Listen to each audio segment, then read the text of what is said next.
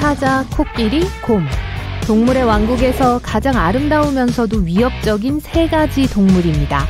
하지만 이 동물들이 두려워하는 건 뭘까요? 만약 그런 게 있다면 말이죠. 아마 깜짝 놀랄지도 몰라요. 함께 살펴봐요. 세계적으로 인정받는 정글의 왕 사자부터 시작해볼까요? 코끼리는 잠시 후에 알아보도록 할게요. 이 정글의 왕이 인간에게 가장 중요한 것 한 가지를 두려워한다는 주장을 들어본 적이 있을 거예요. 힌트를 드리죠. 지구 표면의 70%를 덮고 있는 물질이에요. 그게 사실일까요? 정말 사나운 사자가 물을 무서워할까요? 사실 이건 그저 속설에 지나지 않아요. 사자는 더위를 식힐 수 있기 때문에 물에 들어가는 걸 좋아해요. 사자가 살고 있는 곳의 기후를 생각해보면 이건 쉽게 이해가 됩니다. 사바나 기후의 온도 범위는 20도에서 30도예요. 우리 인간들도 날씨가 그렇게 무더울 땐 해변으로 향하죠. 그러면서 왜 사자는 다를 거라고 생각할까요? 특히 사자가 보통 127kg에서 190kg의 무게의 두꺼운 모피를 입고 있다는 점을 고려한다면 말이죠. 사자가 물을 무서워한다는 신화의 아이러니는 사실 사자가 뛰어난 수영 선수라는 점이에요. 호랑이, 표범, 제규어, 오슬록과 같은 따뜻한 기후에 사는 다른 큰 고양이과 동물들도 마찬가지입니다. 무슨 일이 있어도 물을 피하려고 하는 건 추운 기후의 큰 고양이들입니다. 밥캣, 링크스, 눈표범과 같은 동물이죠. 눈표범은 고산 툰드라 생물군계 같은 추운 곳에 살아요. 바위가 많은 산악지대예요. 그곳의 온도는 평균 1도 정도까지 떨어집니다. 그래서 추운 날씨에 사는 큰 고양이들이 물을 싫어한다는 건 완전히 일리가 있어요. 털이 젖으면 따뜻하게 지낼 수가 없기 때문이죠. 사자는 물을 무서워한다는 신화가 어디에서 유래했는지 알아보기 위해 너무 멀리 볼 필요는 없어요. 지금 이 비디오를 보는 여러분 중에서 바로 그 이유가 컴퓨터 화면 근처에 얼쩡거리면서 말썽을 피우고 있을 가능성이 높아요. 맞아요. 우리는 집고양이의 특정한 행동 양상이 사자의 행동 양상과 일치할 거라고 성급한 결론을 내렸는지도 몰라요. 집고양이는 앞서 언급된 모든 큰 고양이들과 관련이 있기는 하지만 실제로 그 동물들로부터 직접 내려온 것은 아니에요. 대신 수백만 년 동안 오늘날에도 여전히 야생에 존재하는 한 마리의 야생 조상인 근동 살쾡이로부터 발전해 왔어요. 중동에는 물이 그다지 풍부하지 않기 때문에 이 고양이들은 물에 전혀 노출되지 않았습니다. 집고양이들처럼 물을 식량 공급원으로만 인식하죠. 여러분의 집고양이에게서 볼 수 있듯이 고양이는 일반적으로 목욕이나 수영을 하지 않고 물을 거의 상대하지 않아요. 운이 좋게도 그럴 필요가 없어요. 집고양이들은 혀를 사용하여 몸을 청소합니다. 혀에 작은 갈고리 모양의 돌기가 있어서 이렇게 할 수 있어요. 뭉친 털을 빗어주고 털을 깨끗하고 달콤한 향이 나고 전체적으로 깨끗하게 유지하는 것을 돕습니다. 고양이는 일반적으로 개인주의적인 동물이에요. 여러분은 아마 지금 화면에 대고 소리를 지르고 있을지도 몰라요. 여러분의 고양이가 물을 좋아한다고요? 분명히 가능해요. 어떤 고양이들은 심지어 물장난하기를 좋아합니다. 예를 들어 수도꼭지에서 떨어지는 물방울이나 목욕 거품 같은 거요. 다른 고양이보다 물을 즐기는 것으로 알려진 특정한 종류의 집고양이가 있어요. 예를 들어 터키시 방 고양이는 수영하는 고양이로도 잘 알려져 있어요. 이 품종은 열을 식히기 위해 터키의 반 호수에서 수영을 하면서 물에 대한 친화력을 키웠다고 전해집니다. 이 호수는 이 고양이 품종이 진화한 지역에 있어요. 고양이가 쉽게 다룰 수 있는 문제로 넘어가 볼게요. 여러분은 쥐 공포증에 대해 들어본 적 있나요? 생쥐나 쥐에 대한 두려움을 가리키는 말이죠. 아름다운 코끼리가 이런 공포증을 가지고 있다는 흔한 속설이 있어요. 그래요. 종에 따라 키가 약 3m이고 무게가 4,000kg이 넘는 동물 말이에요. 이런 코끼리가 길이 10cm에 무게가 0.5kg도 안 되는 동물을 무서워한다고요? 하지만 왜 그런 믿음이 생겼을까요? 그 이유는 코끼리가 쥐가 코 안으로 기어 들어갈까봐 두려워한다는 소문에 기초하고 있어요. 만약 쥐가 그 안으로 기어 들어간다면 코를 자극하고 막히게 할 가능성이 있겠죠. 실망시키고 싶지는 않지만 이런 소문 또한 사실이 아니에요. 연구원들은 코끼리가 쥐를 무서워한다는 구체적인 증거가 없다고 주장합니다. 이 거대한 동물이 때때로 이 작은 설치류의 갑작스러운 출현에 겁을 먹을 수도 있다는 건 인정해요. 하지만 그건 누구나 마찬가지일 거예요. 전문가들은 또한 쥐가 코끼리의 코 안에 들어가더라도 코끼리는 저기 귀여운 말 한 마리가 서 있네요. 잠깐 혹시 자고 있는 건가요? 사실 우리가 보고 있는 이 동물은 그냥 조는 중입니다. 눈이 급속하게 움직이는 적절한 렘 수면을 취하려는 말은 누워야 할 거예요. 사람들은 렘 수면 단계에서 꿈을 꿉니다. 렘 수면 시에는 팔과 다리를 움직일 수 없어요.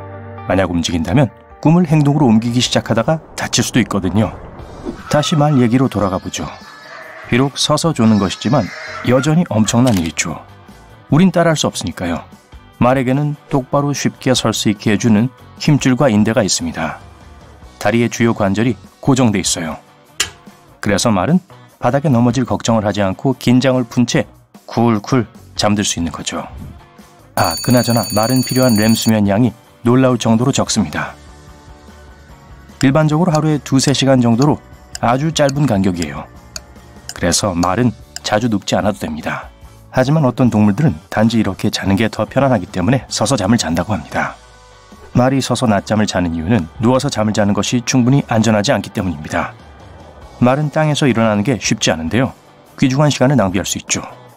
말이 일어서기 위해 고군분투하는 동안 몇몇 사냥꾼들이 말을 잡아서 저녁거리로 만들어버릴 수 있으니까요. 그래서 말은 짧은 시간 동안만 누워있는 거예요. 그리고 말은 특별한 감시체계도 가지고 있습니다. 다른 말이 낮잠을 자는 동안 말 한 마리는 주변을 감시하죠. 무리의 각 구성원이 감시마 역할을 하는 거예요. 어쨌든 말뿐만 아니라 얼룩말, 코끼리, 기린, 플라밍고 같은 몇몇 새, 그리고 가끔은 소도 서서 낮잠을 잘 수 있습니다. 그러면 인간은 어떨까요? 이 기술을 완성하기 위해서는 다리를 수직으로 세우고 무릎을 제자리에 고정할 수 있어야 합니다. 그러면 우리는 몸을 똑바로 하기 위해 많이 애를 쓰지 않아도 될 거예요. 하지만 우리 몸은 이렇게 만들어지지 않았죠.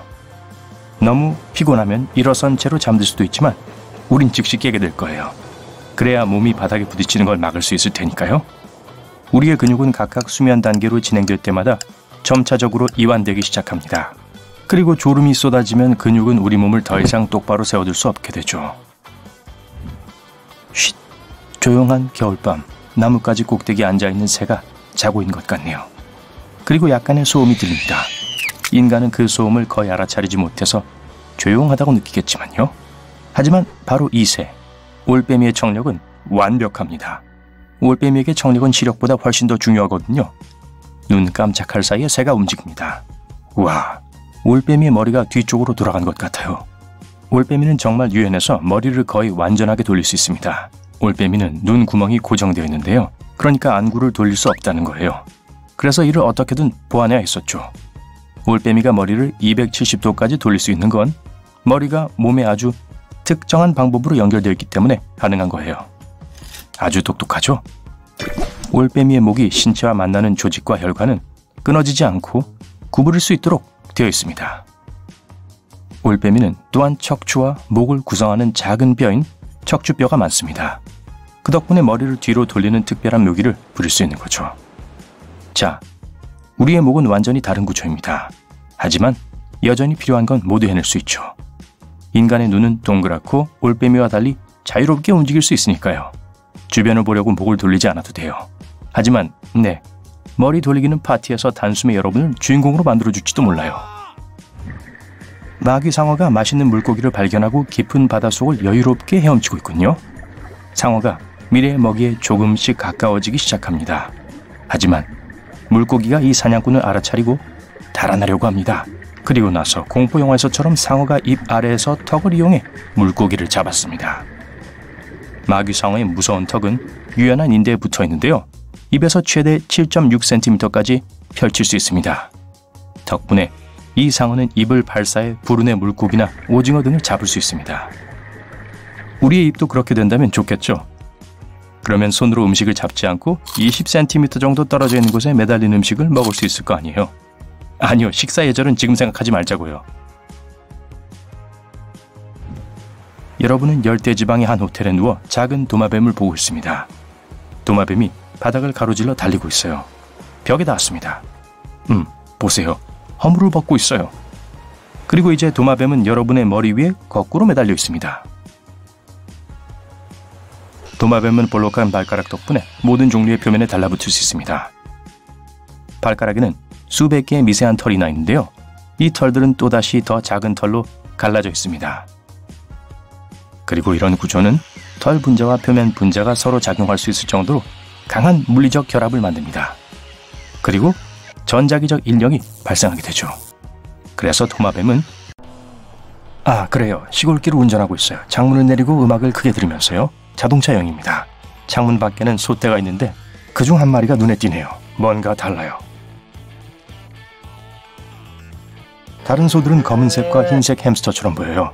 기네스 세계 기록에서 가장 키가 큰 소의 기록을 보유하고 있는 소예요. 이름은 블라썸입니다. 이 커다란 초식동물은 키가 2m나 돼요. 농구선수 못지않게 큰 키죠. 평균 소는 1.4m밖에 안 되니 블라썸은 마치 거인처럼 보였을 거예요. 그렇게 키가 큰 소는 그저 들판에서 풀을 먹으며 서성거리기만 하는 게 아닙니다. 블라썸은 지역 리조트의 공식적인 환영 인사 담당이었어요. 빅 제이크, 크다라는 말만으로는 부족한 표현이에요. 빅 제이크는 세계에서 가장 키가 큰 말로 유명했습니다. 무려 1.9m나 됐어요. 농구선수 못지않게 키가 큰 동물이 또 있군요. 정말 대단히 멋지고 위풍당당한 말이에요. 자, 이 작은 귀염둥이는 어때요? 세계에서 가장 작은 암말입니다. 이름은 엄지공주예요. 정말 완벽하게 잘 어울리는 이름이죠? 그리고 키가 겨우 0.5m 정도밖에 되지 않아요. 덕분에 인터넷에서 유명세를 얻었죠.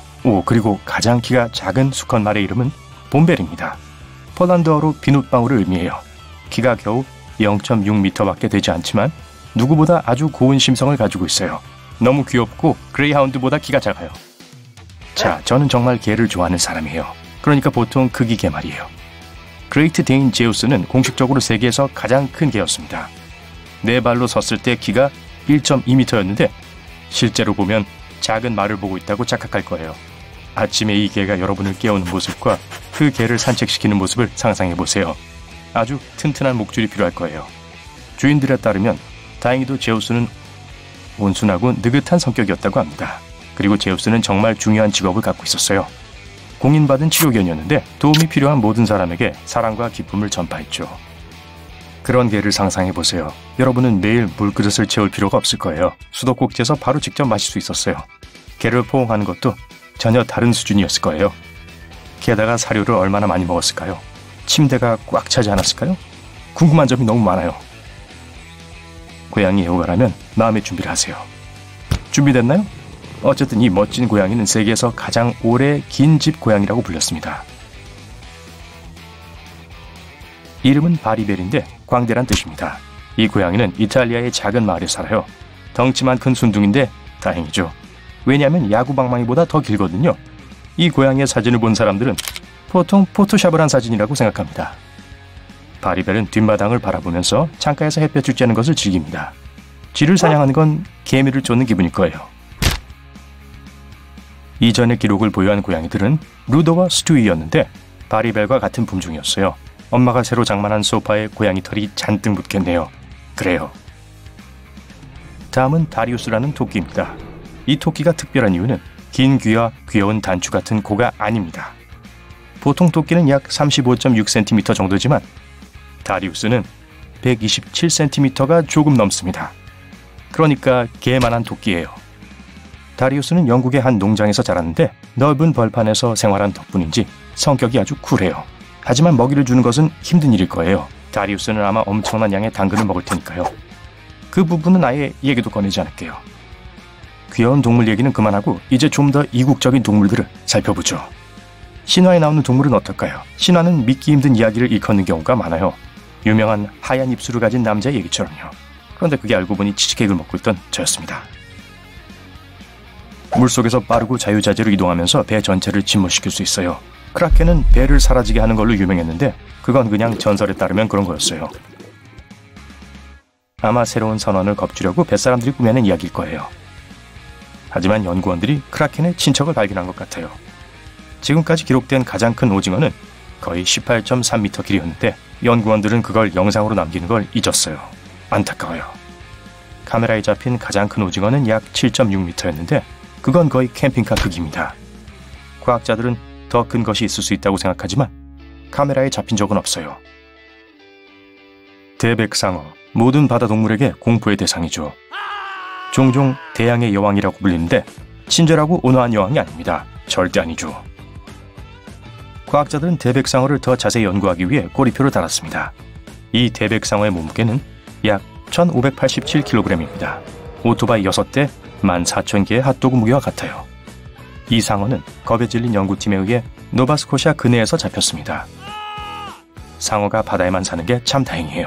그런데 상어 가족의 아기 상어는 무슨 상어죠? 가장 크고 가장 길고 추측은 좋았지만 절대로 뱀은 아닙니다.